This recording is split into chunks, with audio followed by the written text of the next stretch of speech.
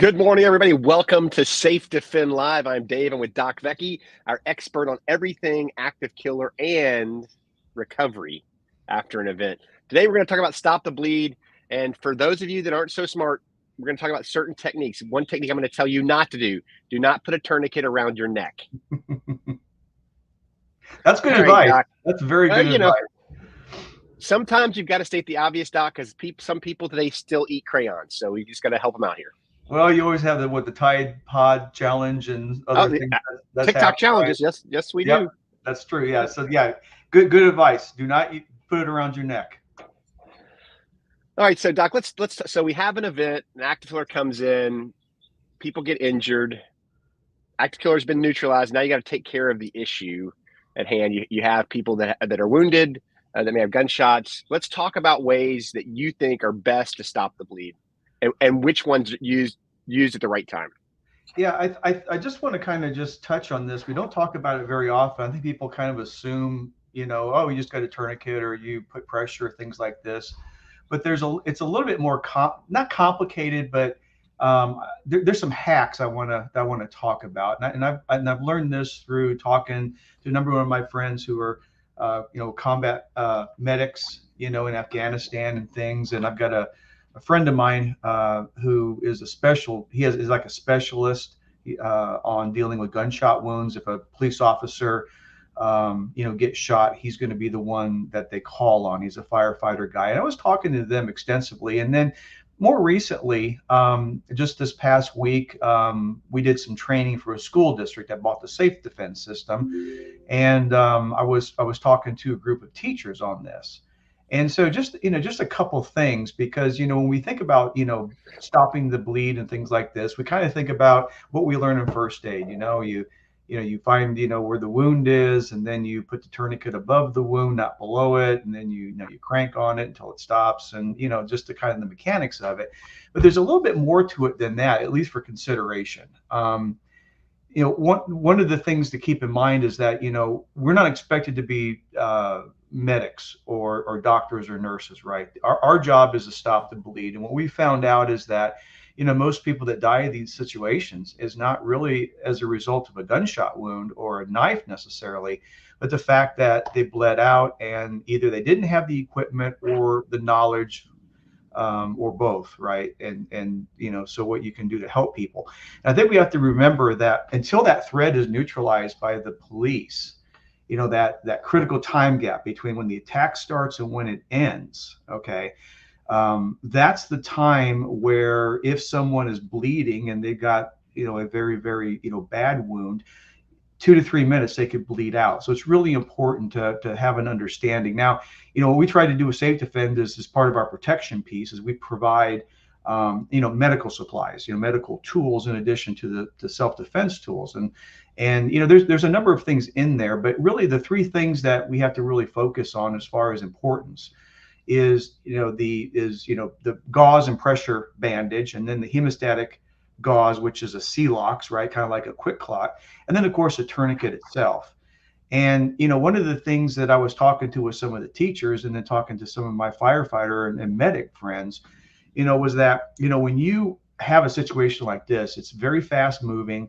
And it's usually, if you need a tourniquet, for example, there's going to be a lot of blood, and it's going to be pretty much everywhere. And it's very difficult to figure out exactly where, to put the tourniquet, because you could have, let's say, like in your arm here, you could have a number of wounds.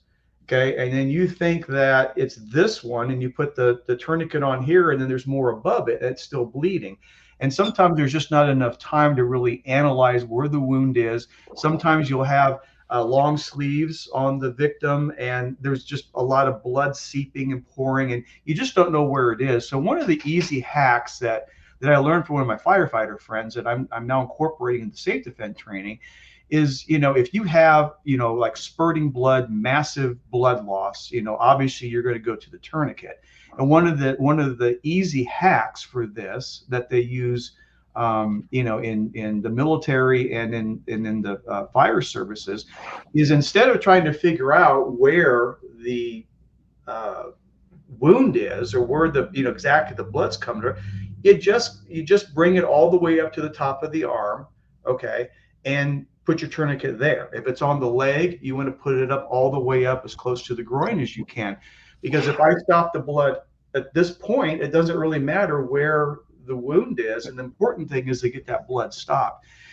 One of the other things that struck me when I was talking to the teachers was that we get so wrapped around the axle about, the technique of putting a tourniquet on, for example, is that we forget to talk to the patient. You need to talk to the victim.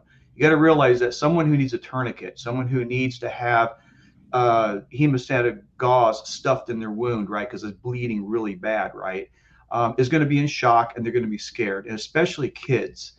And I don't know if you've ever had a kid, anyone in the audience, that you tried to take them to the doctor and they don't want to get the shot in the arm and they fight the doctor. It's not going to happen.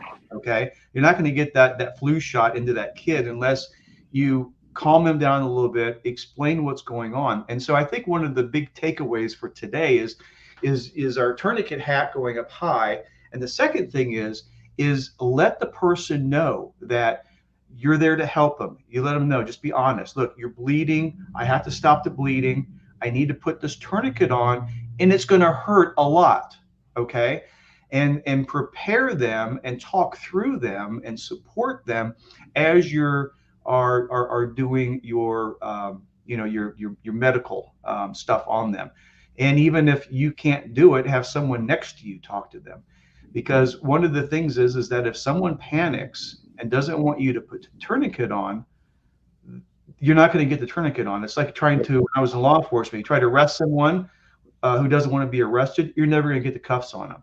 So you got to subdue them or get them to cooperate in order to get this task done. Because if we're talking about a big bleed, like 2 to 3 minutes, 2 to 3 minutes goes back pretty fast, and now they're quiet and letting you put the tourniquet on, but unfortunately they may have already passed away.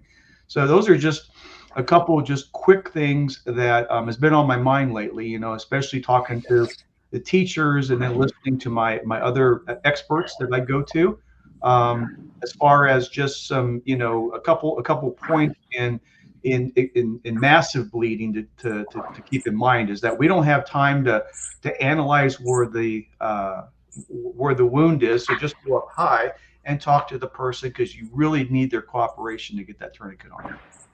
Yeah, I want to add a couple other things here that I think are really important if we're talking about stop the bleed. It's more specifically a tourniquet. The time you cinch a tourniquet up, that needs to be annotated on the body if you can. If not, remember to tell the first responders when they get there. And the second thing is, if you put a tourniquet on, you don't take it off. That's for the first responders or the medics to deal with when they come to the person to save their life. Those are two big important things when we talk about tourniquets. The other thing is, look, if this is happening, everybody's going to be in shock. Not only the victim, but you are too, believe it or not. You will be in shock. You will have things go in your head. Just take a deep breath, try to calm down, talk yourself through the situation. It's something you've never been through before. It's going to be a very scary experience. But the important thing is to stay focused, take care of your friend that's injured, and do the things you can to potentially save their life. This is important stuff, folks, and I don't want to see anybody get injured and not be prepared. If you do have a SafeDefend box in your room, you have all these tools in the box, and you're prepared if something does happen. Hopefully it never does. But we want you, as we start the school year, to be thinking school safety, taking care of our students, teachers, and administrators, and making sure they're as prepared as possible in the very unlikely event that something horrific happens at your school. So with that, folks, it's Friday. It's a beautiful weekend. Everybody enjoy your last couple of weekends of summer. If you're a student, you started school this week in a lot of cases, so good luck this year. And with that, Doc and Dave, we are out of here. Have a great weekend.